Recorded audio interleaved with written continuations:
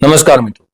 મિત્રો આજે તમારી સમક્ષ કર્ક રાશિના જાતકો માટે શનિ ભગવાનની પનોતી 30 માર્ચ 2025 પૂર્ણ થશે.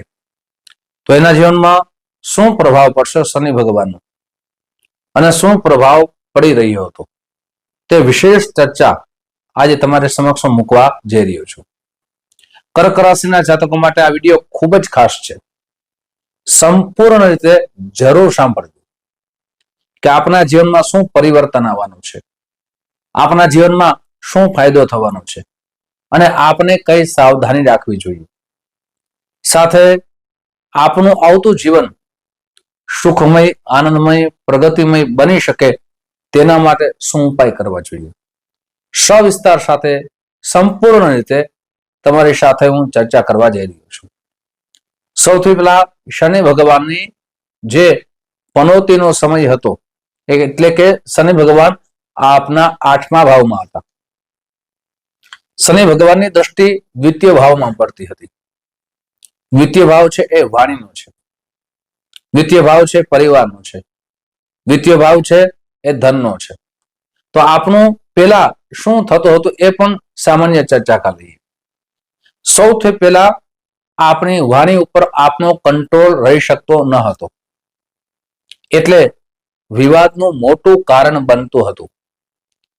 સાથે પરિવારમાં વિવાદ થાય એટલે અશાંતિ થાય, શાંતિ ન મળે, માનસિક ચિંતા વધે અને સાથે ધનનો ખૂબ મહેનત કરતા હતા પણ ધનની આવક કરતા જાવકનો દર વધારે હતો, વ્યય વધી જતો હતો એટલે ધનની બચત ન થાય એટલે કોઈ પણ કાર્યમાં સફળતા ન મળતી હતી.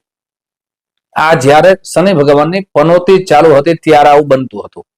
પણ હવે શું બનશે તો કે શનિ ભગવાન 30 માર્ચ 2025 પનોતીનો તમારો સમય પૂર્ણ થશે. શનિ ભગવાન રાશિ પરિવર્તન કરશે, ભાવ પરિવર્તન કરશે એટલે કે 8મો ભાવ છોડી અને 9મા ભાવમાં આવશે. 9મો ભાવ છે ઉચ્ચ શિક્ષાનો છે, 9મો ભાવ છે એ ભાગ્યનો છે, 9મો ભાવ છે એ પિતાનો છે. હવે શું બનશે એ વિશેષ ચર્ચા કરીએ. મિત્રો, આ વિશેષ ચર્ચા આગળ વધારીએ તે પહેલા એક નમ્ર પ્રાર્થના છે. મારા નવા મિત્રો આ વિડીયો જોઈ રહ્યા છો, મિત્રો આ વિડીયો તમને ગમે તો જરૂર ને જરૂર લાઈક કરજો, તમારા મિત્રોમાં શેર કરજો. સાથે મિત્રો જે પણ ચર્ચા કરીએ છીએ એ આપણી ચંદ્ર રાશિના આધાર ઉપર ચર્ચા કરીએ છીએ. આપની કર્ક રાશિ હોય તો તેના માટે આ વિડીયો ખૂબ જ ખાસ છે. સાથે આપના જન્મ ગ્રહો પણ આપના જીવનમાં ખૂબ મોટી અસર કરે છે. જેમ ગોચરના ગ્રહો અસર કરે છે એમ જન્મ ગ્રહો પણ અસર કરે છે. આપના જન્મ ગ્રહો કઈ સ્થિતિમાં છે એ ખબર નથી, પણ આપને જાણવું હોય તો આ નંબર દેવામાં આવ્યા છે. આ નંબરમાં આપ સંપર્ક સાધી શકો છો. સંપર્ક કરવાનો સમય, મુલાકાત કરવાનો સમય, ઓનલાઈન જોડાવાનો સમય, ફોન કરવાનો સમય સવારે 10 વાગ્યાથી લઈ બપોરના 1 વાગ્યા સુધી છે, સાંજે 5 વાગ્યાથી લઈ અને રાત્રે 9 વાગ્યા સુધી છે. મિત્રો, દરેક વિડીયામાં સમય સૂચક અમે વાત કરીએ છીએ, સમય લખેલો પણ છે, પણ ઘણા બધા વ્યક્તિઓ ગમે ત્યારે ગમે સમય કોલ કરે એ બુદ્ધિમત્તાનું કામ નથી. તમને સમય એટલા માટે આપીએ છીએ કે વ્યવસ્થિત તમારી સાથે વાતચીત થાય.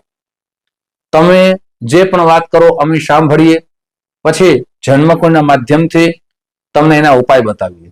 આપણે જન્મકુંડ બતાવ્યું તો ઓનલાઈન સૌથી પહેલા બતાવ્યું હોય તો એના માટે જન્મ તારીખ, જન્મ સમય, જન્મ સ્થળ એ ઓનલાઈન વોટ્સઅપ નંબરમાં મોકલી આપશો. જે દક્ષિણા છે એ મોકલી આપશો, ગૂગલ પે કરી દેશો.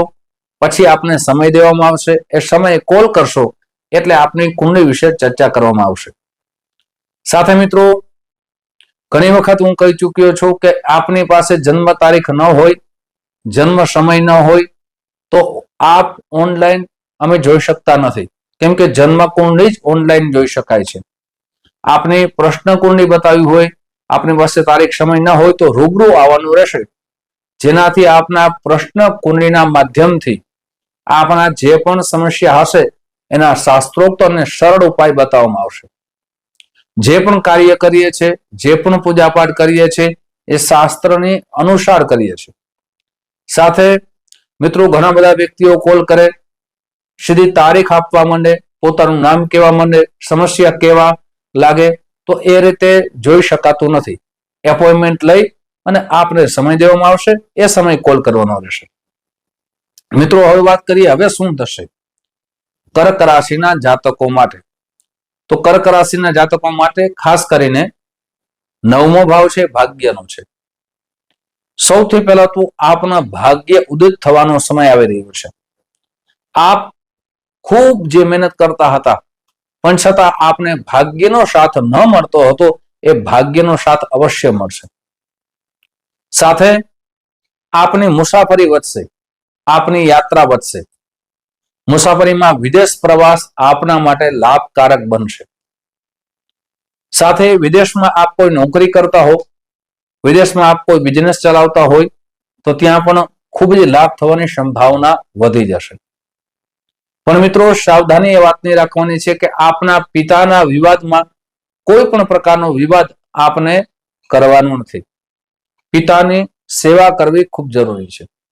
સાથે પેલા બીમારી જે આપને પગની બીમારી છે, દાંતની બીમારી છે, મુખની બીમારી છે, એ ખૂબ પરેશાન કરતી હતી. હવે તેમાં પણ આપને રાહત મળશે. શનિ ભગવાન આપનો ભાગ્ય ઉદિત થવાનો સમય આવી રહ્યો છે. પણ મિત્રો આપને કર્મ અવશ્ય કરવાનું છે. કર્મ વિના કોઈ વ્યક્તિ સફળતા સુધી પહોંચી શકતું નથી અને કર્મદાતા જ શનિ ભગવાન છે. આપ જેવું કર્મ કરો છો એવું જ જીવનમાં ફળ મળે છે. સાથે મિત્રો શનિ ભગવાન 9મા ભાવમાં આવશે તો સૌથી એ પણ ફાયદો થશે કે આપના પરિવારમાં જે ઝઘડાઓ થતા હતા, જે વિવાદ થતા હતા, એ વિવાદ શાંત થશે. પછી કોર્ટ કચેરીના કોઈ પણ જાતના વિવાદ હોય તો ત્યાં પણ સમાધાનના રસ્તા મળશે.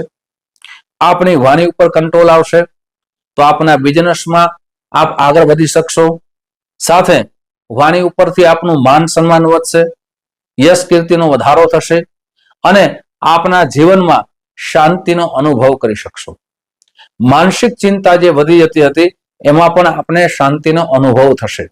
પણ મિત્રો એક વાત યાદ રાખવી ખૂબ જરૂરી છે કે જો આપની જન્મ કુંડળીમાં શનિ ભગવાન ઉચ્ચના હશે, સ્વરાશિમાં હશે, શત્રુ ગ્રહમાં નહીં હોય અથવા શુભ ગ્રહોની દ્રષ્ટિ હશે તો આપને ઉત્તમ ફળની પ્રાપ્તિ થશે. પણ શનિ ભગવાન નીચ ભાવમાં આવશે અથવા શત્રુ ગ્રહ સાથે હશે અથવા અશુભ સ્થાનમાં હશે તો એ પરિણામમાં પરિવર્તન આવી શકે છે. મિત્રો હવે ઉપાય આપણે કયા કરવા જોઈએ જેનાથી આપણા જીવનમાં ઉત્તમ ફળની પ્રાપ્તિ થઈ શકે? સૌથી પહેલા પ્રતિ દિવસ શંકર ભગવાન ઉપર ગાયનું દૂધથી અભિષેક કરાવો અથવા કરો. બીજું કે આપની જન્મ કુંડળી બતાવી અને ચંદ્રનું રત્ન એટલે કે મોતી પંચાંગ કર્મ કરીને ધારણ કરો. સોમવારના દિવસે યથાશક્તિ આપ સફેદ વસ્તુનું દાન કરો. આ કરશો તો આપણા જીવનમાં પરિવર્તન આવશે. મિત્રો આવા જ વિડિયા, આવી ચર્ચાઓ તમારી સમક્ષ મૂકતો રહીશ. આપ જે પ્રેમ આપો છો એ પ્રેમ બદલ આપ સૌનો હૃદયથી ખૂબ ખૂબ આભાર વ્યક્ત કરું છું. ફરીથી મળશું. જય શ્રી કૃષ્ણ. મહાદેવ હર.